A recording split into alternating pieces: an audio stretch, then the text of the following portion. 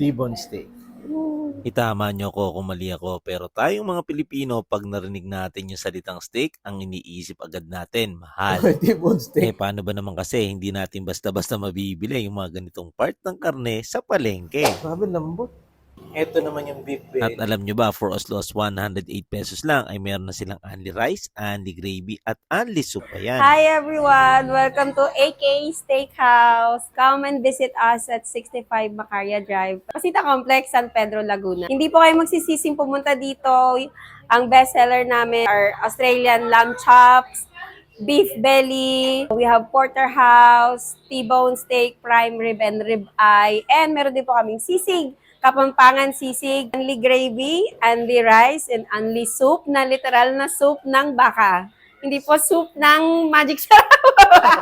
Kaya punta na po kayo dito. At ang unang susubukan niya natin ay itong kanilang Wagyu Salisbury steak kasi sobrang natatakam na tayo dito kanina pa. At sa pagkakaalam ko nga, ang Wagyu beef ang isa sa pinakamahal na beef sa buong mundo. Kaya nga nakakagulat dahil 208 pesos lang yan. Wow. Australian lamb chops nila. Sobrang At sa nakakatakam. totoo lang, sobrang appetizing Hindi nito. pa lang ang bango-bango na. At hindi lang mabango, sobrang sarap pa niyan. Tingnan nyo naman kung gaano kalaki itong Australian lamb chops. At ang nakakagulat niya, 318 pesos lang yan. Grabe lambot.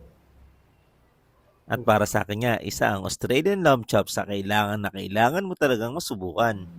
Panalo. At isa nga talaga ito sa marirecommend ko. Sama na natin yung sabaw nilang lasa talaga na bulalo. Tikman natin itong Hungarian sausage. Pag isang Hungarian sausage nga lang ay 108 pesos lang. At kung dalawa naman ang gusto mo, 148 pesos lang yon. Basta lahat yan, only rice, gravy, and soup na ha. Full buto ng pork chop tsaka ng lamb. 168 nga lang yan. Lamb po at tsaka pork chop combo nila. Sabay natin titikman. Pero yung pork chop tsaka yung lempo, may single sila na 118 pesos lang yon. Gusto mo natin yung beef belly. Tingnan nyo naman kung gaano kalaki. Oh.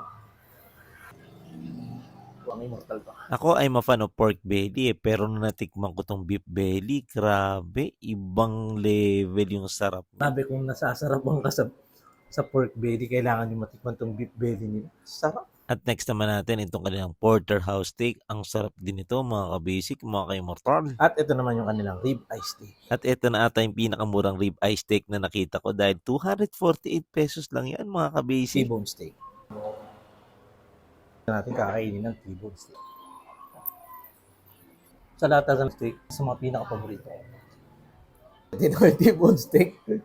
Natin yung pinaka-paborito. At mantakin mo, 208 pesos lang makakatikim ka ng T-bone steak sa kanila. And last but not the least, ang pinakapaborito ni Discarding Basic, ang sisig. At nilagyan pa natin yan ng homemade chili sauce. Pwede rin kayong bumili niyan sa kanila. Sarap ito sisig na naman. So ano pang iniintay mo? Mention mo na si Love. Tara, kain na tayo dito sa AK Steakhouse.